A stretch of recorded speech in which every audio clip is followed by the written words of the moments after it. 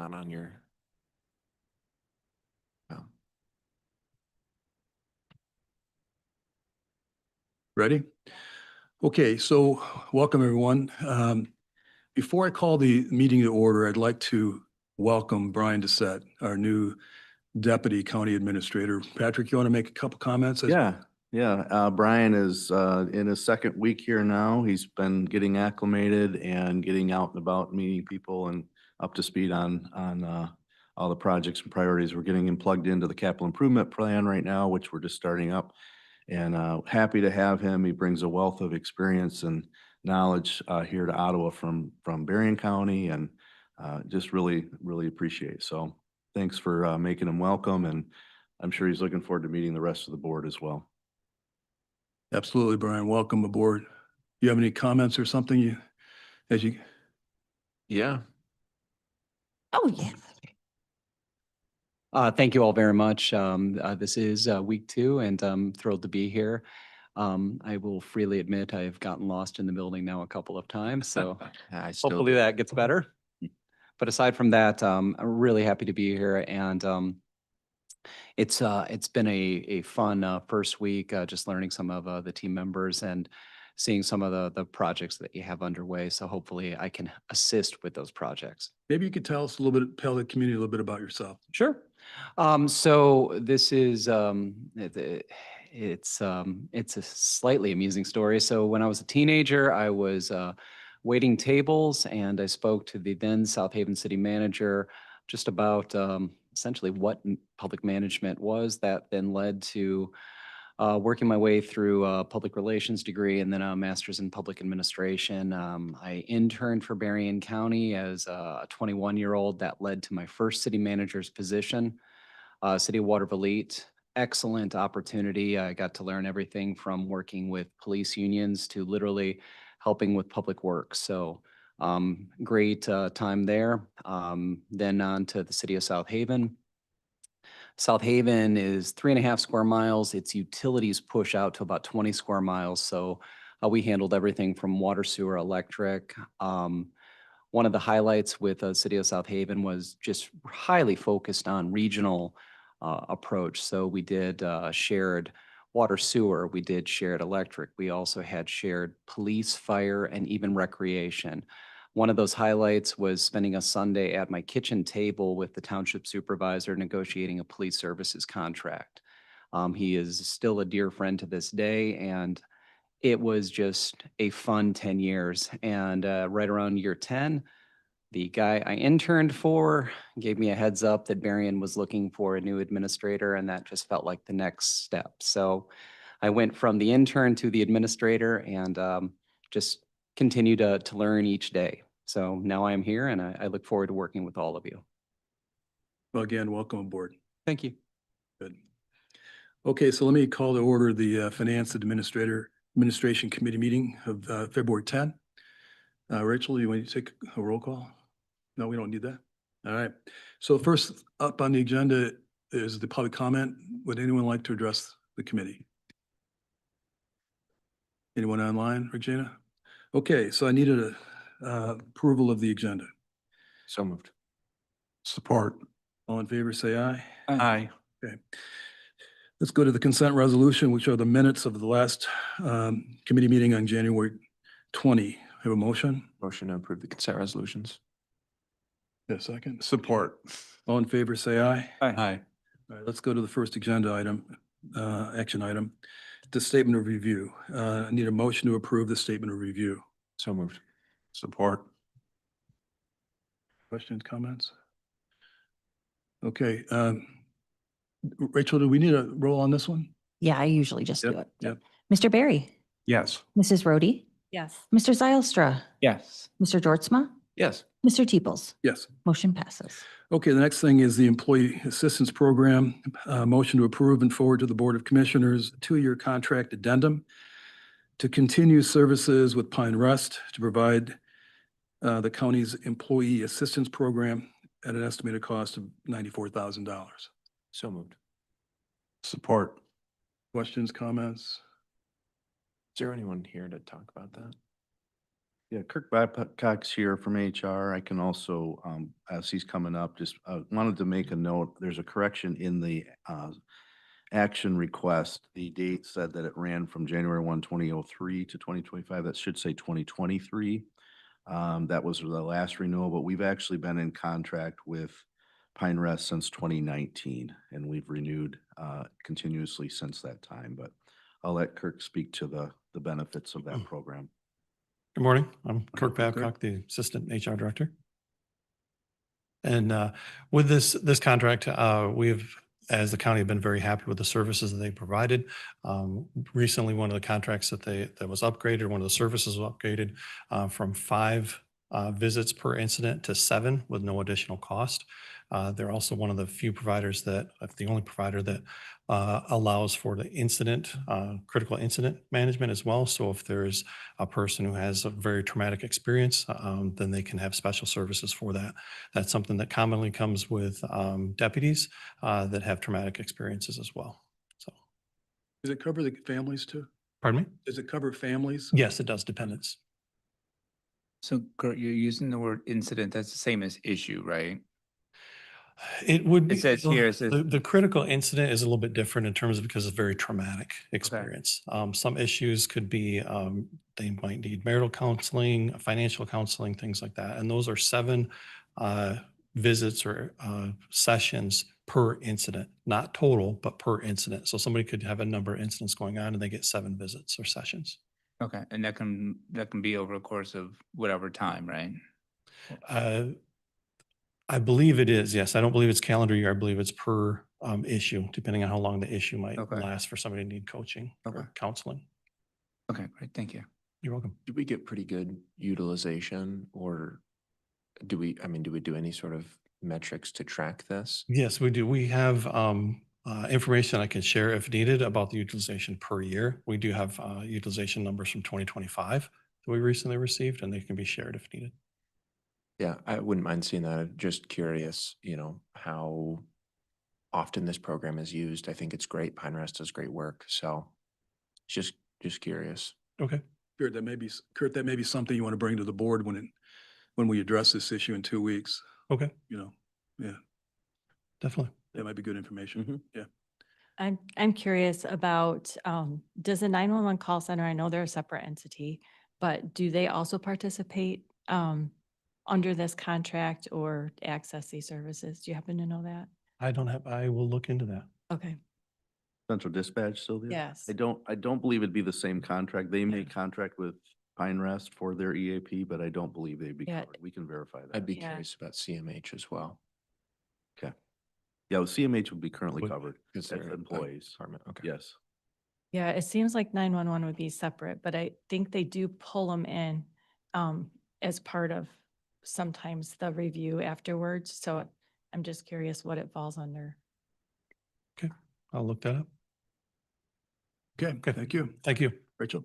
Mr. Barry, Yes. Mr. Zylstra, Yes. Mr. Georgezma, Yes. Mrs. Rhodey, Yes. Mr. Teeples. Yes. Motion passes. All right, next thing on the agenda is the utility assistance grant. Somebody want to bring it? Motion to approve and forward to the Board of Commissioners the 2026 Work Together Agreement, accepting the $246,000 contribution from Consumers Energy for emergency utility assistance for Consumers Energy customers. Support. Here we go.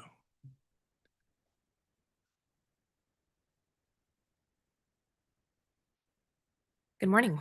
Good morning. This was a very pleasant surprise from Consumers Energy. So it's $246,000, and the money we'll have some for admin to pay for staffing time, but the bulk of it will be for utility assistance for Consumers Energy customers, those that are past due. And the unique piece about this grant is that it goes up to 400% of the federal poverty level, which is really great because a lot of our programming goes up to only 250%. So this is going to cover a pretty large gap outside of our normal programming. So this would be outside of Walk for Warmth and other utility grants that we receive. We also are allowed to use some of it on if there's an emergency or if somebody's unable to access their electricity for whatever reason, maybe an issue with an electrical box, something like that, we can use money towards that as well. How do people find you? Or Um, find you- resources, this Yeah. So it's not until approved, but once it's approved, we'll be reaching out to call 211.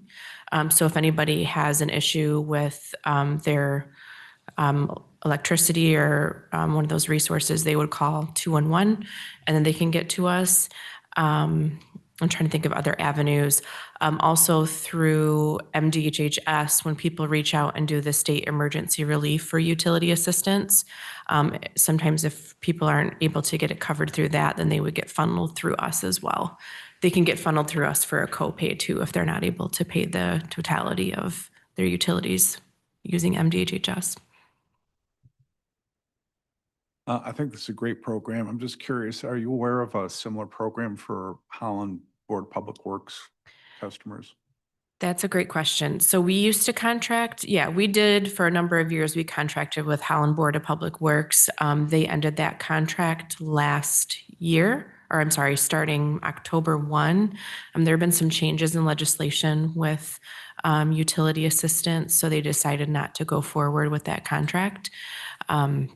So yeah, we would love to be able to pursue something with them in the future, but right now, unfortunately, we're not. So their customers would get covered through MDHHS, the State Emergency Relief Plan. Okay, thank you. Thanks for asking. Okay, thank you. Thank you. Mr. Georgezma, Yes. Mr. Barry, Yes. Mrs. Rhodey, Yes. Mr. Zylstra. Yes. Mr. Teeples. Yes. Motion passes. All right, next thing on the agenda is the accounts payable for January 1, 2026 through January 31, 2026.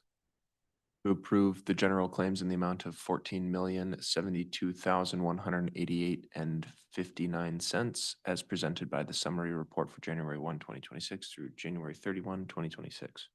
Support. Jump in here, Randy. I don't see any Realize we're questions or down a couple comments. of Rachel, I guess we're okay. Mr. Barry, Yes. Mr. Zylstra, Yes. Mrs. Rhodey, Yes. Mr. Georgezma, Yes. Mr. Teeples. Yes. Motion passes. All right, next thing is the budget calendar for the year. Need a motion, please. Move to approve and forward to the Board of Commissioners the 2027 budget calendar. Support. Questions or questions? I think it's all there. Thanks for putting it together, Patrick, Karen. All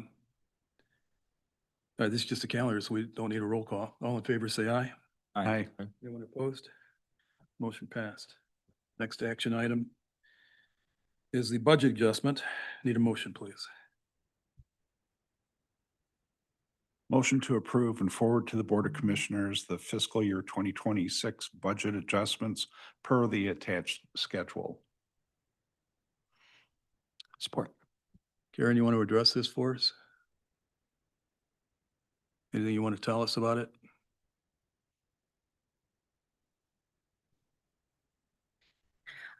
There were a couple adjustments this month. I think the most significant were making the change related to some grants, obviously, that either had not come in or had come in for different amounts. And then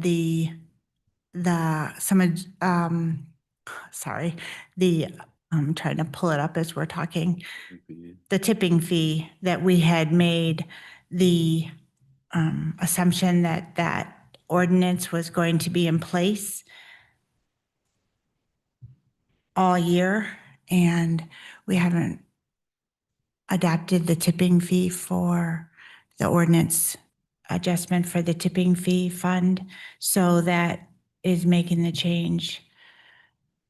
We have seen higher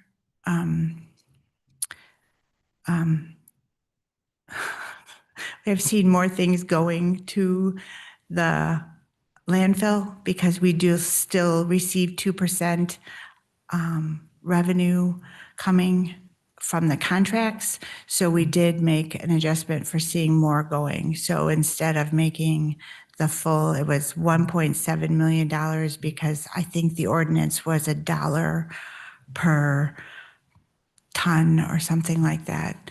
It was, so the adjustment isn't a full half, even though it was a half a year, we're making the change for. So it's $750,000 decrease to the budget.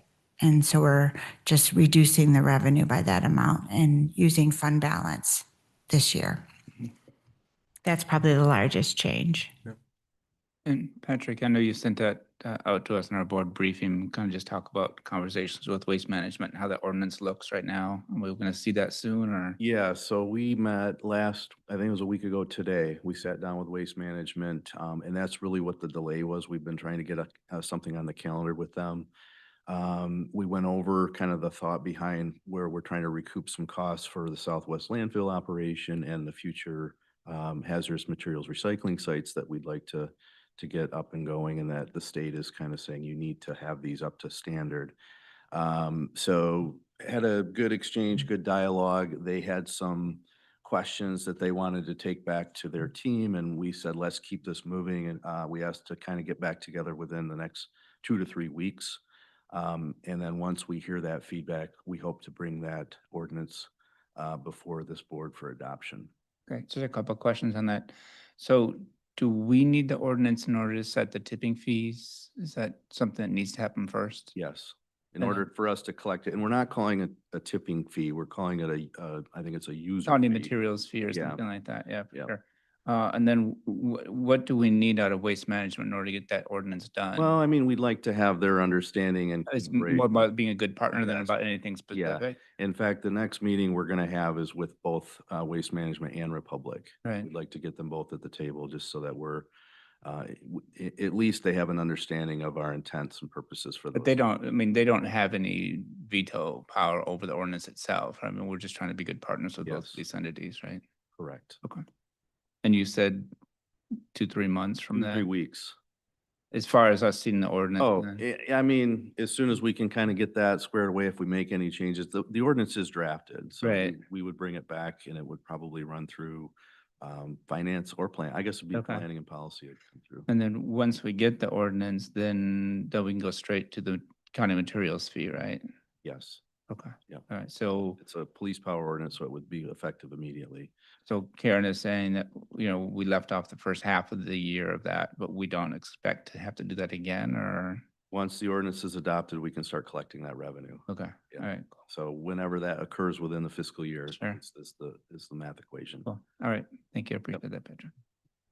Has that ordinance then already been approved by the waste management group? I'm not sure. I'm Okay. not sure where that's at through that process. I know that they've seen it in draft form, but I don't know if they've formally looked or taken action on it. I can find that out. Okay. But that's So not something that that they, a step in the process? Like, does it need to be approved by that?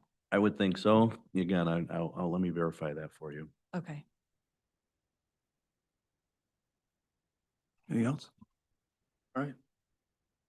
Mr. Zylstra, yes. Mr. Barry, Yes. Mr. Georgezma, Yes. Mrs. Rhodey, Yes. Mr. Tebels, Yes, motion passes. great. All right, next thing on the agenda is Cheryl Clark for her treasury financial report for the month. Good morning. Morning. We're going to try something new. We're going to have it on their screen.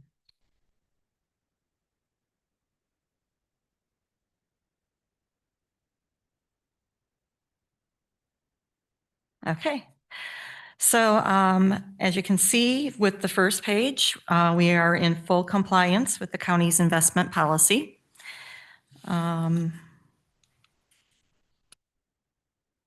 This graph right here shows the interest rates. The orange line is the actual for 2026. You can see we were a little low in the beginning of the fiscal year, but we are higher than the benchmark now. Those all had to do with, we had some investments that matured that came in that were higher than, had higher rates than what we were able to repurchase for. So. This one, you can see most of our money is in the mutual fund money market. That's where we're getting the best rates at this time. That's the pie graph.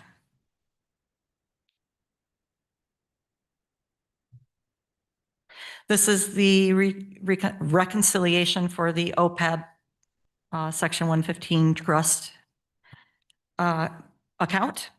And in the gray box, you can see the portfolio asset allocation parameters.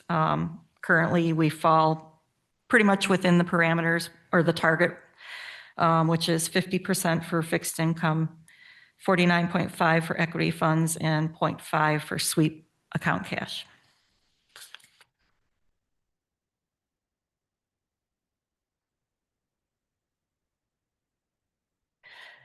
I included PFM Asset Management fixed monthly market review for you. I just wanted to highlight that the Federal Reserve chose not to cut the interest rates this last time.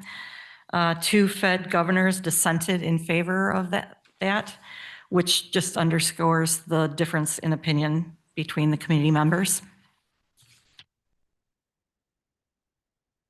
And then this is from, the next one is from Huntington Institutional Investments. And just wanted to go over the weekly overview for the last week. There was a steady stream of AI and labor market related news led to a heavy risk off sentiment as investors pulled funds out of equities, driving them into treasuries.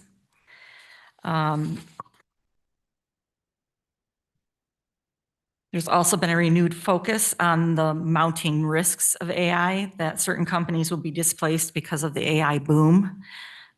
Questions about the direction of the Fed if Trump's pick, Kevin Warsh, is confirmed as Jerome Powell's replacement as chair, and stretched valuations on assets like gold, cryptocurrencies, or even tech giants like Alphabet Incorporated that may have been in need of a correction. The U.S. jobs openings unexpectedly fell in December to the lowest level since 2020, and layoffs edged up, adding to evidence of a sluggish demand for workers. U.S. companies announced the largest number of job cuts for any January since Great Recession of 2009. Data shows that almost half of the job cuts announced in January were tied to 3 companies: Amazon, United Parcel Service, and Dow. Amazon announced plans to cut 16,000 corporate positions, while UPS said it would shed as many as 30,000 on the heels of the holiday season. And Dow intends to eliminate about 4,500 positions. The future is the next rate cut is possible in June with a 96% likelihood. And if it doesn't occur in June, it's likely to happen in July, with another one that could possibly happen in September or October. That's all I have. I wanted to make note that last month I had included the Federal Reserve Beige Book. I didn't include it this month because they didn't have a report out and it won't be out until March. So the next time I'll bring that information to you will be then. Any questions? I have one. On the graph, Cheryl, inventory by maturity. Can you explain that graph? Yes, so this just says where our investments are at. So as you can see, we have quite a bit in cash. We keep that in cash so that we can make sure that we have enough to cover and pay the bills. And then the next highest one is over 360 days. So that means we have a lot of our investments are over 360 days for maturity. Maturity, that's. Yeah. I missed that understanding. Yep. Okay, get it. Okay. Anybody else? Okay, thank you again. Thank you. All right, this is the second opportunity for public comment. Anyone like to address the committee?